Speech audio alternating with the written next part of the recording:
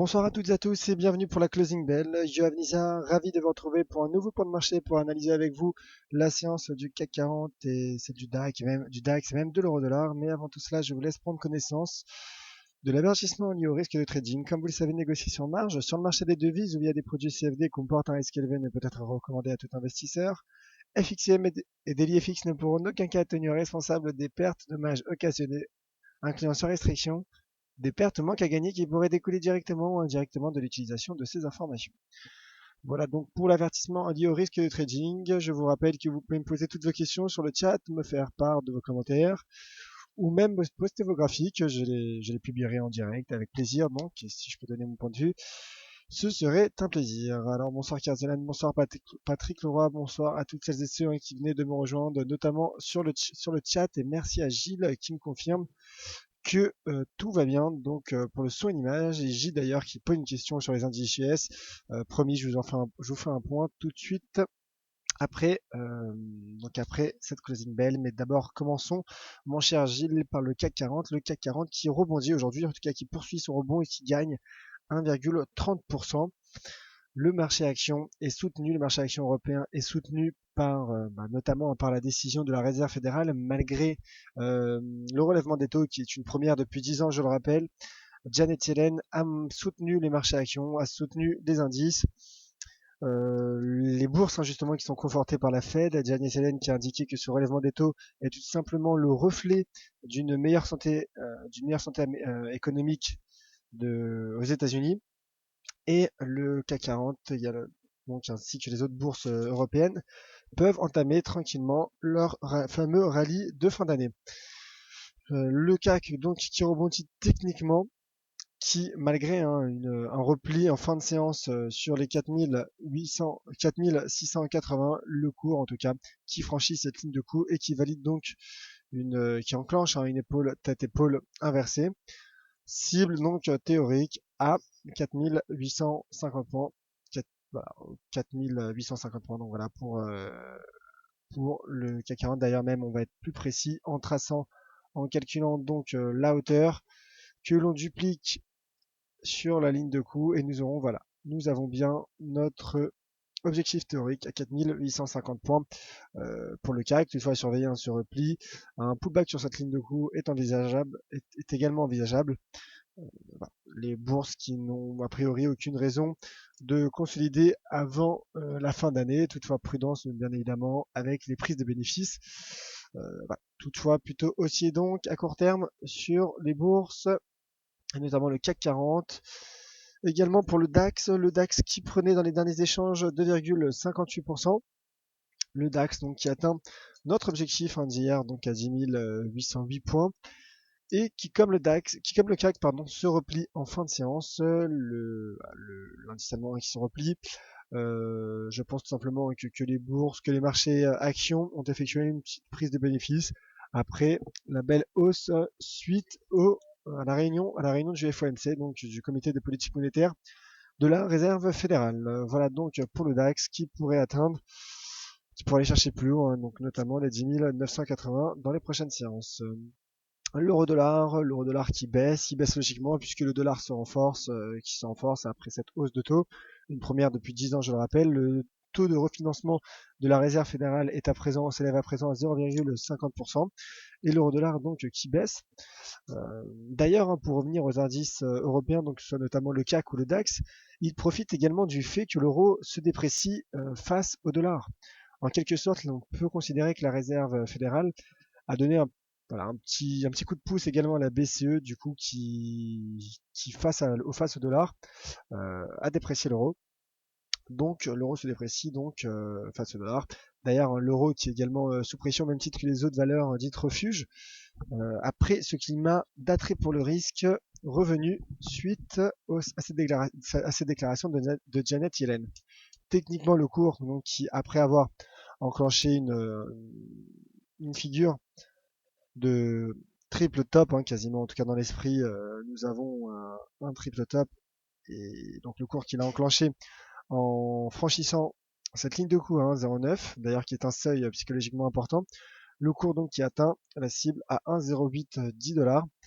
et qui pourrait aller chercher plus bas, hein, qui pourrait aller chercher les 1,0770. Pareil, si l'on calcule l'objectif théorique, nous devrions aller chercher, en tout cas nous pourrions viser les 1,0750. Voilà. Les 1,0750 pour l'euro-dollar.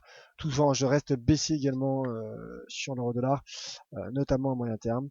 Je pense qu'on peut s'approcher des 1,0665 dans les prochaines semaines. Voilà donc pour la paire euro-dollar. Avant de passer aux questions, un mot tout de même sur le calendrier macroéconomique, avec aujourd'hui une statistique tout de même à noter. Alors, bien sûr, il y a eu l'enquête allemande IFO du climat des investisseurs allemands qui a déçu, qui est ressorti inférieur aux attentes, mais il y avait également l'indice Philly Fed, l'indice donc de l'activité manufacturière de l'État de Philadelphie, qui s'est contracté, contraction inattendue donc de l'indice Philly Fed. Et à noter également que les stocks de gaz naturel sont ressortis, se sont contractés, donc des stockages de gaz naturel aux États-Unis selon l'Agence d'information de l'énergie. Toutefois, ça reste supérieur aux attentes du consensus, mais le chiffre reste, le déstockage reste tout de même également supérieur au précédent chiffre, au chiffre de la semaine précédente. Et le gaz naturel qui est baissier. D'ailleurs, comme vous le savez, demain, il n'y aura pas de Commodities Market Report, car il y aura la prochaine journée de conférence en ligne d'EliFX. La journée de conférence en ligne d'EliFX. Donc, je vous mets le programme sous vos yeux. Donc, qui débutera dès 8h45. Et à 9h, donc table ronde des analystes d'EliFX France. Donc j'y participerai avec Sylvain et Vincent. Nous donnerons nos prévisions pour cette année 2016. Et donc une journée qui se poursuivra avec des séances notamment de trading live, avec un point Ishimoku, un point vague d'Elliott. Donc de 8h45 jusqu'à 17h, je vous invite à vous inscrire nombreux sur le site fxm.fr. Voilà donc pour cette journée de conférence en ligne. Et je vous rappelle également, j'en profite, pour vous rappeler qu'à 18h, vous me retrouverez également pour un nouveau webinaire, un webinaire inédit sur le marché du cuivre, qui est dans la lignée dans la lignée des séries de webinaires sur les matières premières que j'effectue depuis maintenant quelques semaines. Donc à 18h, le marché du cuivre, je vous attends nombreux. Alors comme je le disais, chose promis, chose due, mon cher Gilles, un point donc sur les indices US.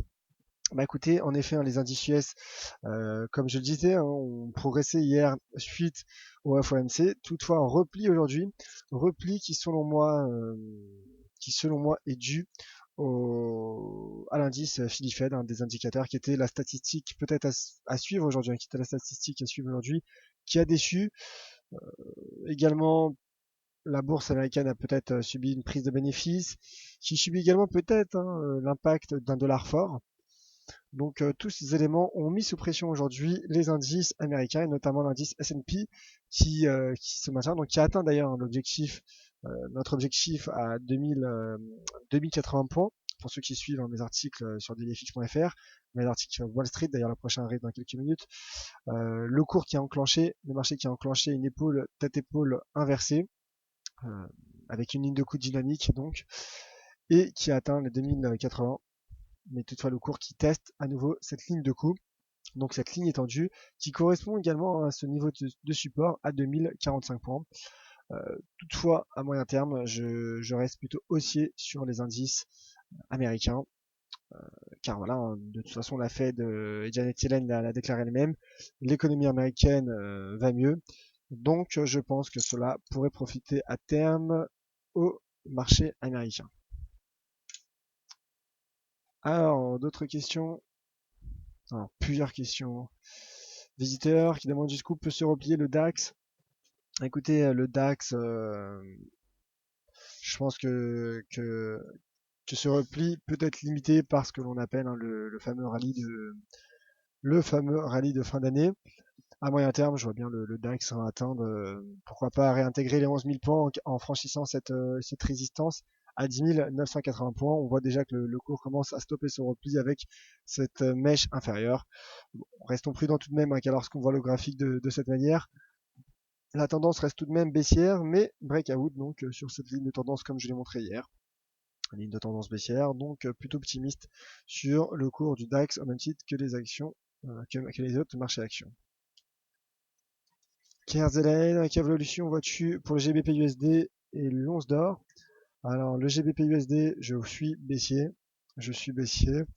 D'un point de vue fondamental, d'une part, on voit que la BEE, la Banque d'Angleterre, euh, voilà, le cours qui baisse hein, d'ailleurs. D'un point de vue donc et notre fondamental, la Banque d'Angleterre qui maintient sa politique monétaire accommodante, et je ne vois pas comment la BEE pourrait, ne serait-ce, je dirais, resserrer son quantitative easing, diminuer son quantitative easing, et à l'inverse, la Fed donc, qui resserre, qui a débuté hier un premier relèvement des taux et qui poursuit son resserrement monétaire. Techniquement d'ailleurs, le cours sort par le bas d'un biseau, qui a atteint d'ailleurs notre objectif à 1,4950 même, qui est la partie inférieure de ce biseau, et le cours qui se dirige tout droit vers les 1,4835 à court terme.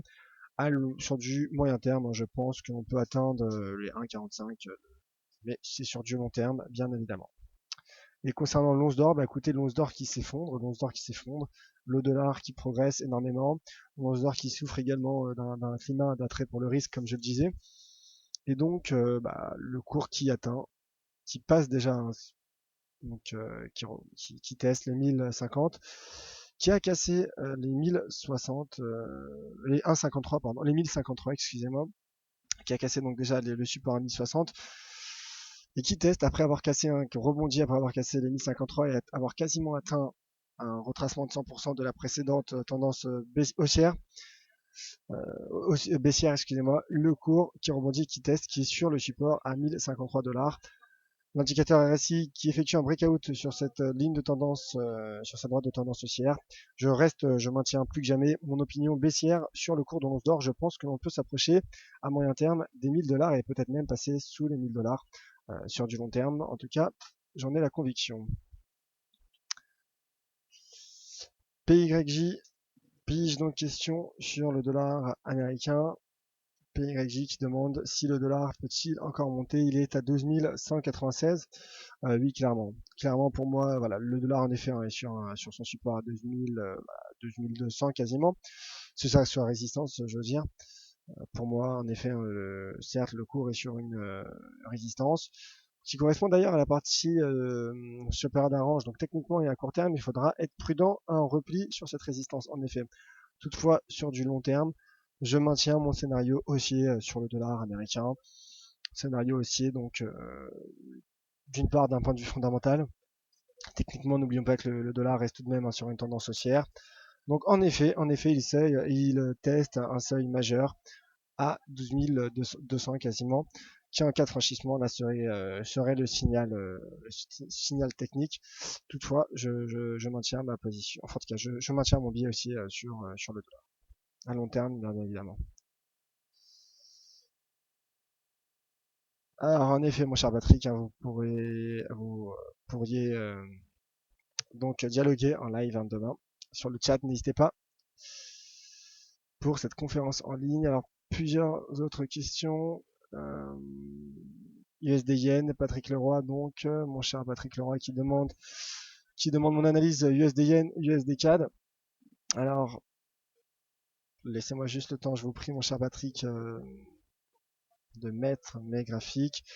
L'USD Yen, bah écoutez, qui est bullish logiquement, qui est bullish et qui franchit donc une résistance à 122, à 122,50, 122,52. Le dollar qui se renforce, le yen qui est pénalisé par un climat d'attrait pour le risque, le yen qui est la valeur refuge par excellence.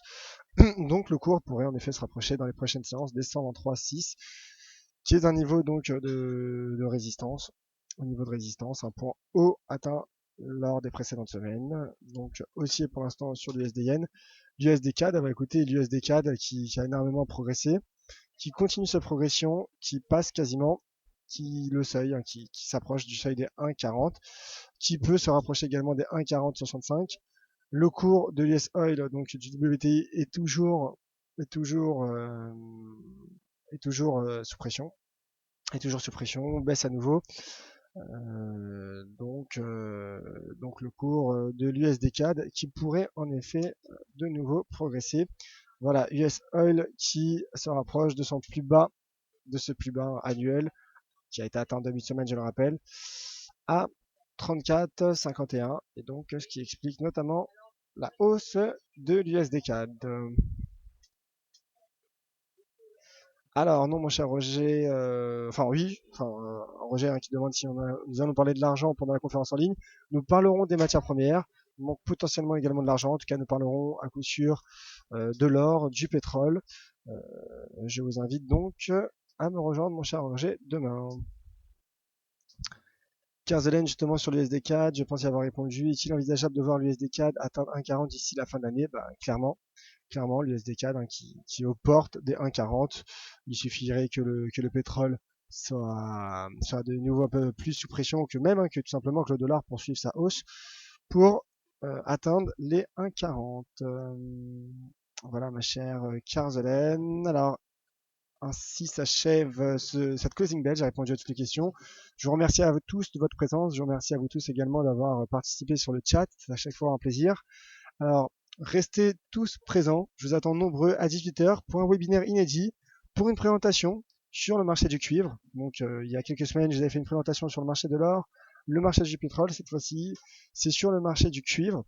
Donc, comme je le disais, c'est dans la série des webinaires éducatifs inédits que je crée pour vous sur chacune des matières premières que l'on peut trader sur la plateforme FXM. Voilà donc, demain, rendez-vous à 8h45 pour la conférence en ligne d'EliFX et pour les matières premières, donc vous retrouverez mon live, mon Commodities Market Report à 10h30 dès lundi matin.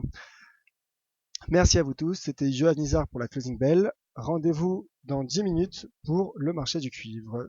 Très bonne soirée et je reste bien évidemment disponible sur Twitter @JohanNizar pour toutes les autres questions qui viennent d'arriver. Très bonne soirée et à tout de suite pour le marché du cuivre, c'était Johan Nizar.